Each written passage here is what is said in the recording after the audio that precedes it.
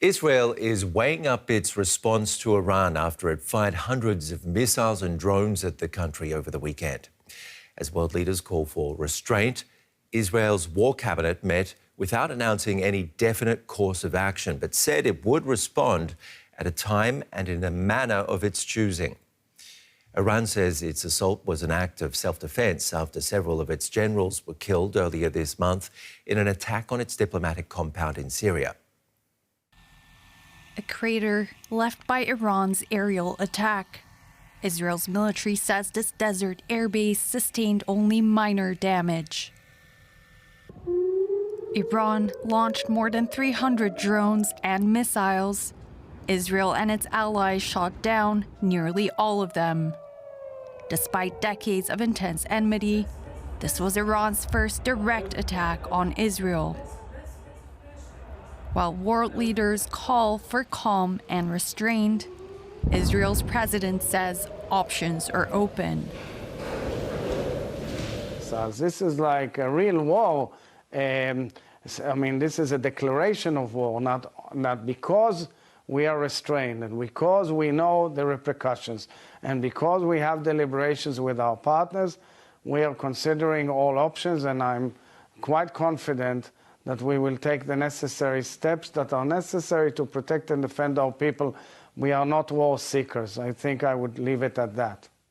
The U.S. says it will support Israel's defense, but it will not take part in any military retaliation against Iran. It's going to be up to the Israelis to decide what the next step is here. I will just say this. President Biden, since the beginning of this conflict, has worked very hard to keep this from becoming a broader regional war.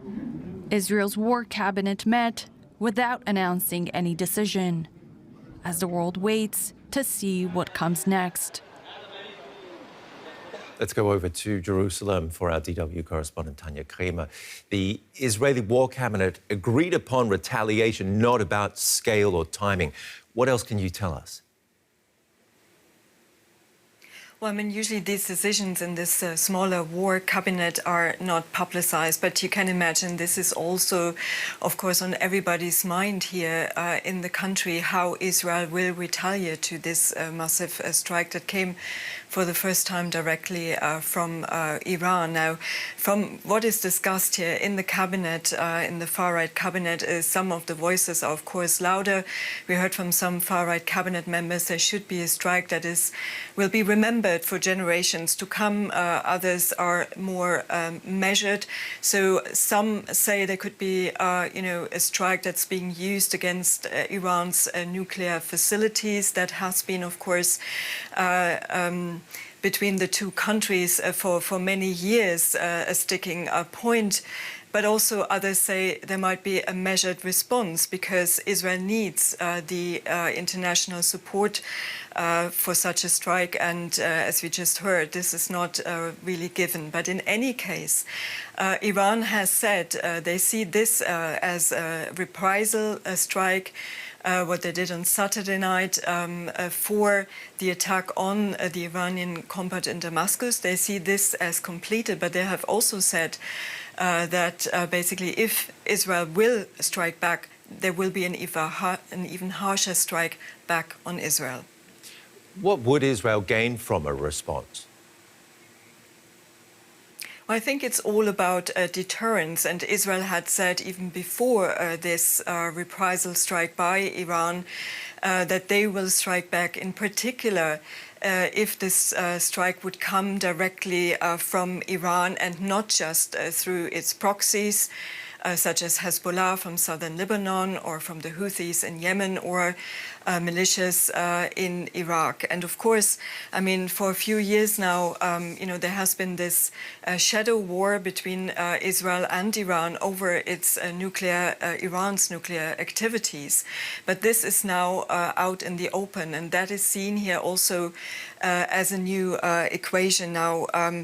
As I said, the Iranians said, at least on a diplomatic level, that they see this as completed, but there's a lot of pressure here also domestically for Israel to respond to that. As far as international support goes, though, the US has said it wouldn't help Israel in hitting back.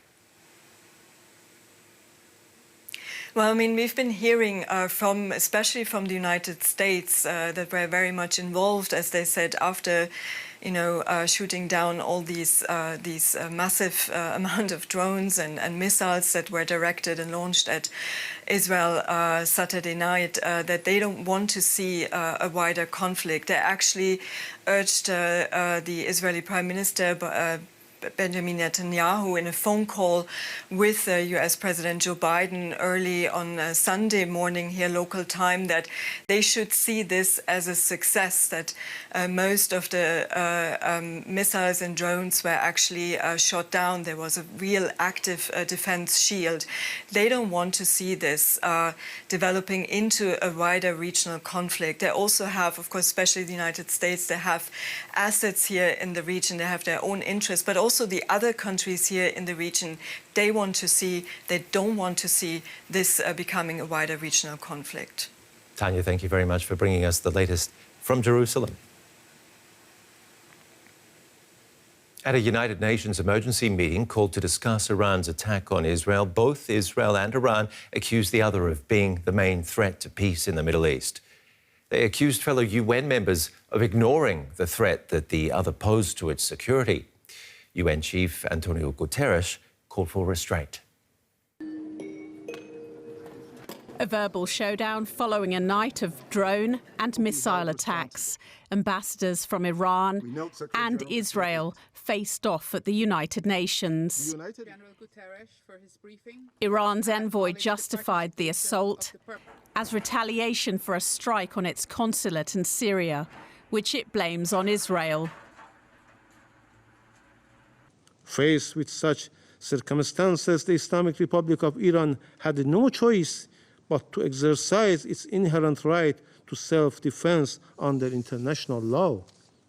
Israel called on the UN to impose all possible sanctions on Iran. This attack crossed every red line, and Israel reserves the legal right to retaliate. The Middle East is on the brink.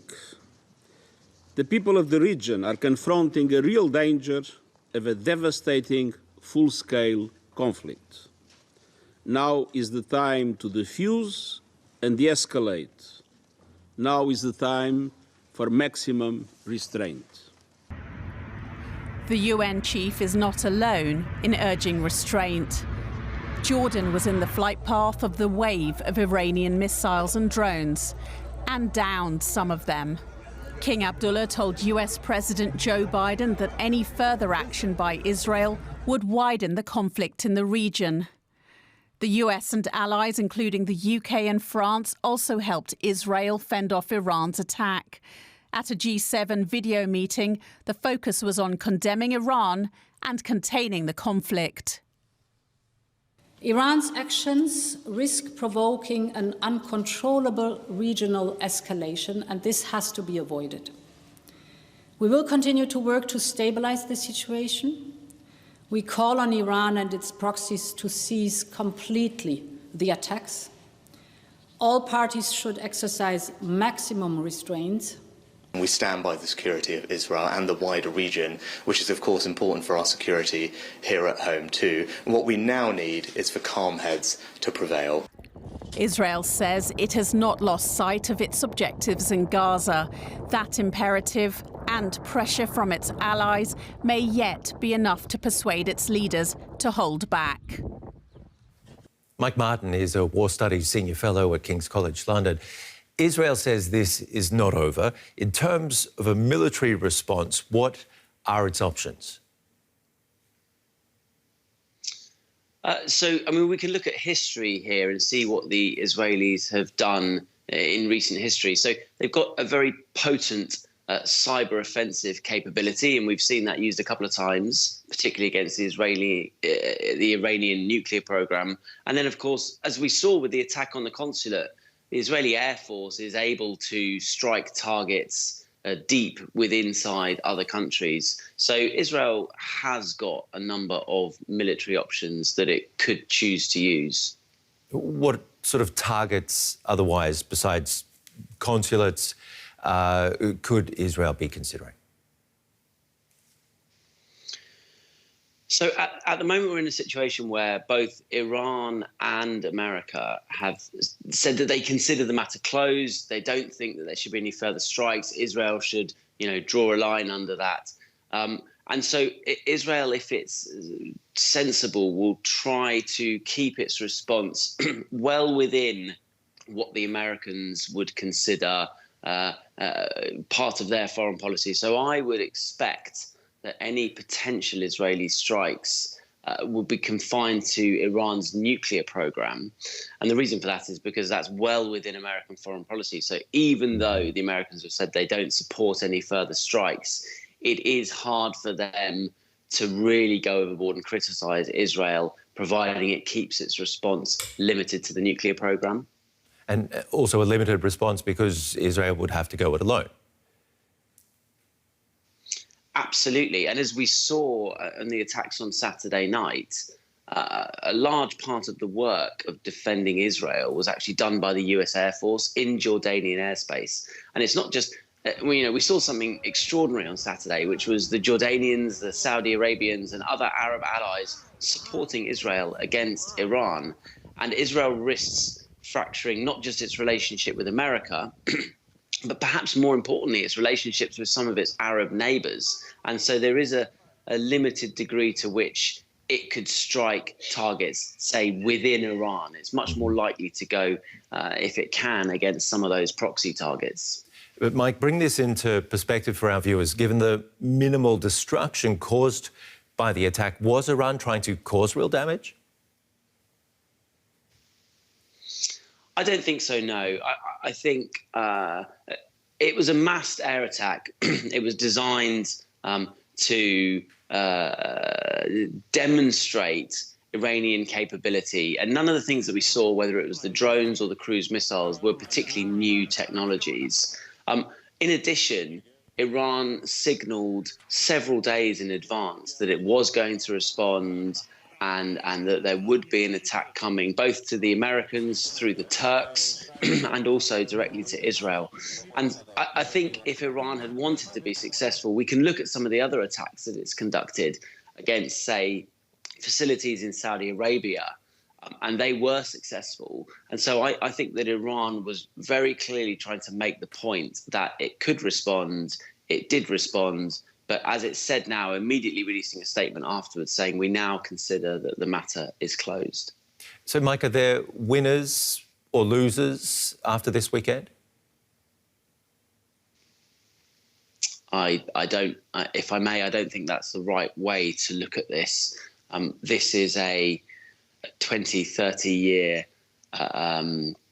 confrontation, and it's akin to a game of chess. On Saturday, Iran responded. It demonstrated its intent. It also gathered a lot of intelligence on American and Israeli capabilities. But equally, it now risks an Israeli response, which could be very damaging for Iran, because as we've seen from the media, world opinion tends to rally around Israel. It's totally shifted the narrative from what was happening in Gaza to now being about Israel being under attack. So really, it's very hard to say at this point, and we won't be able to know for several weeks or months exactly how this is going to play out. For years, Israeli officials have argued the way to contain Iran was by brute force. Does that need a rethink?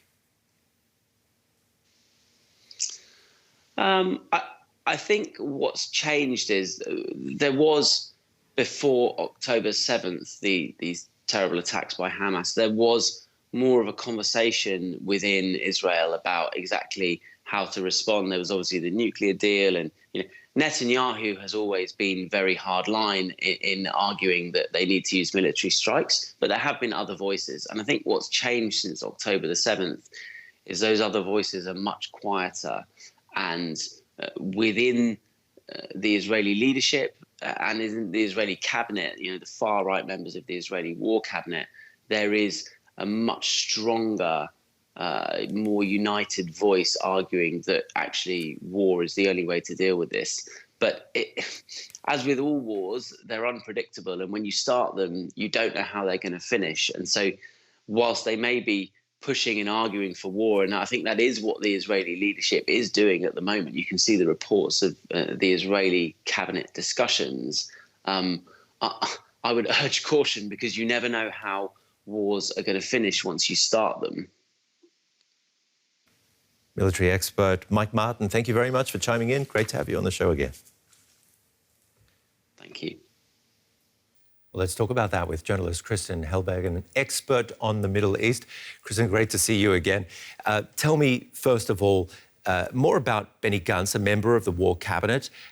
He has said that Israel will exact a price from Iran in a way and time that suits Israel. What does that mean for you? I think they themselves still don't know. You have the radical cabinet members that we just heard there asking for a fierce response. At the same time, you have the whole international community asking Israel for restraint. So what could be possible is that Israel does more of the same that they have been done for the last few years, which is attacking Revolutionary Guards commanders, Hamas commanders, even outside Israel. It could be maybe limited attacks on nuclear facilities within Iran, not threatening the sheer existence of the Iranian regime, because this would take us to another level, but this is all not sure for now. They are discussing it, and that's a good sign. They are considering what to do. And what do you think about the position of Prime Minister Benjamin Netanyahu right now, considering the international pressure, the domestic pressure as well? Actually, Prime Minister Netanyahu would have three reasons or motives to widen this war, because first of all, he wants to reassure the support of the international community, which has worked out already. He wanted the US to get back by the side of Israel, and this has worked out. At the same time, there have been long-term plans within this radical right-wing government to blow or to deal a major blow to its enemies in the region, Hezbollah and the Iranian regime. So they could consider this the best moment to do so, because now having the solidarity of the international community to go for this major blow and to escalate the war. And the third motive, obviously, is to distract from its own failure in Gaza, where he could not deliver and he could not reach the two aims in this war, even after more than 6 months, which means to finish off with Hamas on a military level and to get the hostages back. So it's a failure, and he's distracting by escalating with Iran. This could be his idea. So limited retaliation, so many political motives here at play. But what about the risks? Is there a real risk right now of things getting out of control? I think the risk is very much if Israel decides to strike a blow that Iran would consider to be existential, because Iran has made it very clear that we have an equation now, and that whatever Israel does to Iran, Iran will answer. And Iran has also made clear that it is ready to move from the role of a string puller or a mastermind behind attacks, using its proxies in the region, to become a direct participant in the war. This has been shown with this attack on Saturday. So this is a dangerous gamble, and I think Netanyahu would be wiser to go also for a diplomatic response and to listen very carefully to what his US partner is telling him. And it's the first direct attack from Iran on Israel. It's something most people were expecting. Many countries had warned of. I mean, there were travel warnings out, and it was pretty much clear that this was going to happen, but not in what scale. Tell me more about what's going on in Iran right now as far as this response is concerned. Iran had to retaliate for the April 1st attack. And Ayatollah Khamenei, the religious leader of Iran, had made it very clear that he considers this attack on the diplomatic compound in Damascus an attack on territory, on Iranian territory. So it's very logical to react in the sense that, to have this massive response in the sense that this is the first time that from Iranian soil these missiles and drones were launched. And at the same time, not only launch slow-flying drones, but at the same time missiles to show their own force.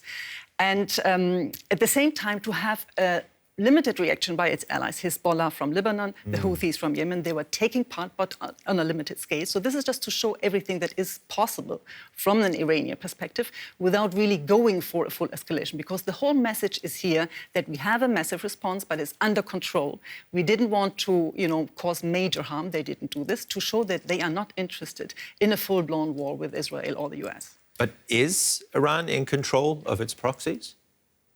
Well, it's not that easy. It's not that every attack that Hezbollah launches is, that it's being coordinated in Tehran. But there is a very strong coordination, and Hezbollah is the life insurance of the Iranian regime. So in case there is a full-out war being launched now, further escalation from the Israeli side, this will be the response, to have Hezbollah answer with their 150,000 rockets that could fly over Israel. And this would put Israel in a very dire and very difficult situation to answer, even with its high technology that we've just seen at place.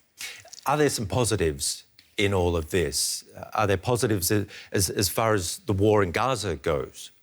Well, there are voices in Israel that are saying that this would be a chance for Israel to build on that security support that they have just gained, to go back and talk to its allies, to take serious what these allies have been saying. And I would argue that any de-escalation in this war between Israel and Iran starts in Gaza. It has to start with the ceasefire in Gaza. It has to start with the release of hostages. And this is what President Biden tries to tell Netanyahu, to say, let's declare victory with Iran and go back and solve the problem with the Palestinians. Because what the West should not do is fall for this narrative of the Israeli government that it has been displaced for years, saying that, forget about the Palestinians, we are in control of the Palestinian matters. Iran is the major threat, so please just help us to fend off Iran. This is short-sighted because it all comes in one big package, and so the escalation starts in Gaza.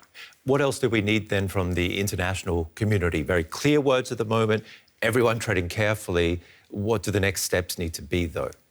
I think the G7 has made it clear that there need to be some diplomatic responses. There need to be a strong and harsh condemnation towards Iran. This has been shown. I mean, Israel had received all the support, and Iran seems to be internationally isolated. The EU considers to designate the Iranian Revolutionary Guards as a terrorist organization, which the US has already done so in 2019, which would be one step to further pressure the Iranian regime. But at the same time, it should keep the diplomatic channels open. It should talk to the regime. The regime in Tehran is not interested in a direct confrontation. We should take this serious, and we should go back and really look for a way out in Gaza, get the hostages out, ceasefire, and improve the humanitarian situation for the people in Gaza that have been neglected for at least 2 days now. Nobody's talking about their situation and their hunger. Kristin Helberg, thank you very much for giving us the bigger picture and bringing in all those strands in a very complicated story.